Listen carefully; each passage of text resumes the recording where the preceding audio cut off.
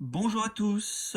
Eh bien, comme promis, on va compléter et finir la collection des Didier, parce que comme ça n'a pas bien marché à l'époque de Martine, hein, sa petite cousine, nous dirons, hein, dans les années 60, entre 63, 4 et 70.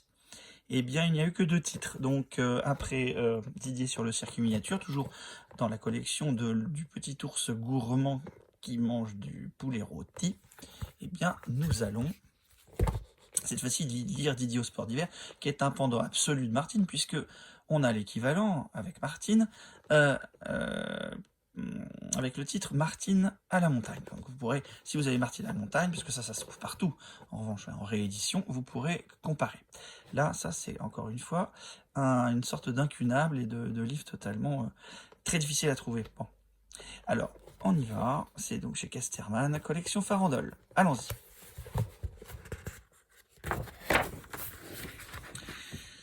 Réveille-toi, Didier, nous voici arrivés. Quelle surprise! Il fait grand jour et déjà les voyageurs se pressent dans le couloir du wagon. En un instant, Didier descend de sa couchette, enfile ses vêtements, prépare ses bagages. Lorsque le train s'arrête, il est prêt. Le quai de la petite gare est noir de monde. On s'interpelle, on rassemble les skis, on essaie de se réchauffer en riant très fort. Didier sourit.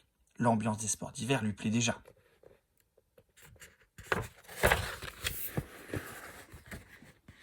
Le village, niché au fond de la vallée, se blottit autour de la vieille église. Juste au-dessus du hameau, on aperçoit les remontées mécaniques, les télésièges, les pistes de ski. Didier est impatient de se mêler à la foule des skieurs. Il en rêve depuis si longtemps. Alors, Didier, que penses-tu de notre chalet? Le chalet, Didier tourne la tête et ne peut retenir un cri de joie. Wow! Bon, ça c'est censé être un cri de joie. Qu'il est beau avec ses gros murs de bois vernis et son toit couvert de neige. Avant tout, il faut s'équiper chaudement, décide Didier. Le magasin d'articles de sport est à 2 pas. Didier est émerveillé. Anorak, fuseau, pull-over très chaud, moufles en fourrure, chaussures de ski. Nous avons aussi des lunettes de soleil spéciales pour la neige. Et ces fixations de sécurité indispensables pour le ski. En sortant, Didier est équipé comme un champion.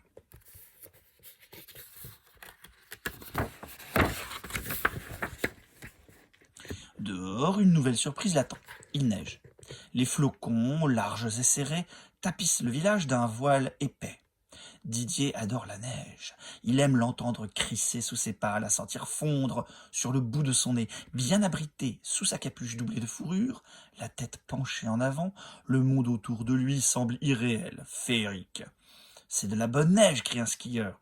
La piste va être formidable tout à l'heure. Bientôt, la neige cesse de tomber, et déjà le soleil brille au-dessus des sommets. C'est pour Didier l'occasion d'admirer une machine impressionnante, le chasse-neige. On l'entend venir de loin, dans le silence de la montagne. Mais lorsque ce monstre rouge, à mâchoire d'acier, s'éloigne en crachant sa gerbe de neige, haut dans le ciel, il laisse derrière lui une belle route bien propre où Didier peut marcher sans fatigue.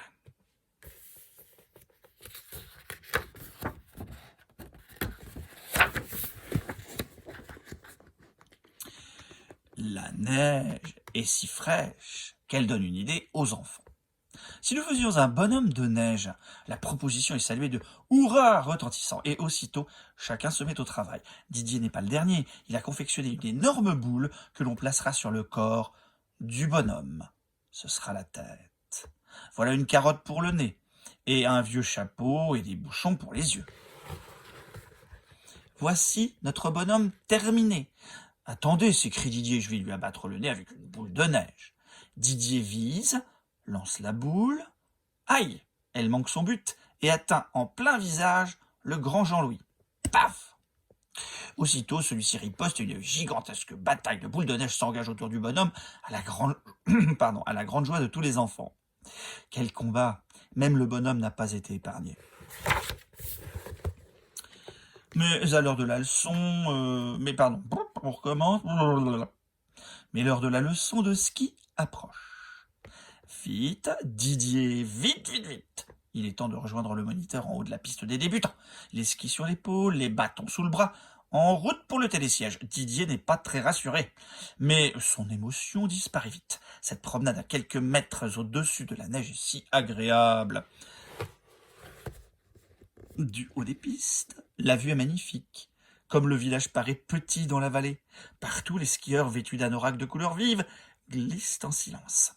Didier hoche la tête. Au fond, ce ne doit pas être compliqué de filer ainsi sur des skis. Il suffit de... Didier, dépêche-toi, on t'attend. Ah, bah. On attend bien sûr. La première des choses, explique le moniteur en tricot rouge, est de savoir convenablement fixer ses skis. Regardez bien et faites comme moi. Mais voilà qui est étrange, il suffit de chausser ces morceaux de bois tout à l'heure si légers pour qu'ils semblent brusquement peser des tonnes sous les pieds. Es-tu certain, Didier, d'avoir bien écouté le moniteur ? Le moniteur a fait aligner les débutants. Première leçon, descente en chasse-neige. Comme cela paraît simple, Didier est volontaire pour commencer. Il imagine déjà la descente vertigineuse qu'il va réussir devant ses camarades éblouis et l'arrêt impeccable qui couronnera son exploit. Il est parti. Oh, mais que se passe-t-il ? Les skis ne vont pas dans la même direction que lui. Aïe ! Oh, madame. Madame. Skier ne s'apprend pas en un jour. Didier s'en rend compte à la fin de la leçon, il a été plus souvent assis dans la neige que debout sur ses skis. Après une telle séance d'entraînement, un moment de repos est le bienvenu. Confortablement installé dans sa chaise longue, sur la terrasse du chalet, Didier profite de la douceur du moment pour prendre un bain de soleil. Autour de lui, le silence est total. L'air est doux. Didier ferme les yeux, il est bien. Si la matinée a été captivante, l'après-midi s'annonce riche en découvertes. Après le déjeuner, on organise une promenade en télécabine. Cette fois, plus de ski ni de bâton. On se laisse balancer au bout d'un fil dans un œuf géant, suspendu au-dessus du vide. Regardez les skieurs sur la piste et le moniteur en tricot rouge avec sa classe, comme ils paraissent petits. Didier se souviendra longtemps de sa promenade en télécabine. C'est pourtant d'un cœur léger qu'il regagne la station. Pensez donc, on va patiner en plein air. Il y a du monde sur la piste, mais Didier s'élance bravement. Quand on a chaussé d'énormes skis, les patins paraissent minuscules. Mais, qu'arrive-t-il soudain ? Pourquoi la glace est-elle si glissante ? Trop tard, voilà Didier qui traverse toute la piste sur le fond de son pantalon.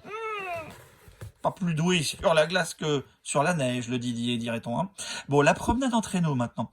Voici un rêve devenu réalité pour Didier. Il regarde avec émerveillement le cocher emmitouflé dans sa couverture et le vieux cheval tirer son traîneau en bois peint. Le paysage plutôt, ce serait mieux.